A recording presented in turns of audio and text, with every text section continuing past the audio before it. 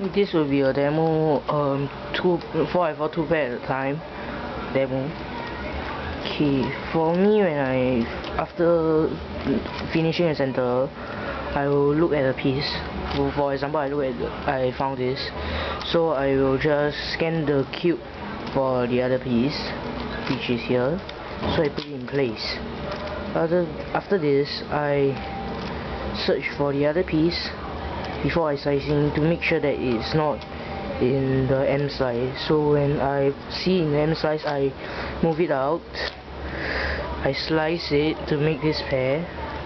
Replace this with this to make another pair when I slice back. So then I slice back. So the whole process go on like that. So when I move it up, when I find this piece, I already seen this piece, so I was defining for this. So I just replace it, slice, exchange. Then I saw this already, so I found, and then the whole thing just go this way. So it's just a continuous process. It's just all about the look ahead. So this slice here and go there, here.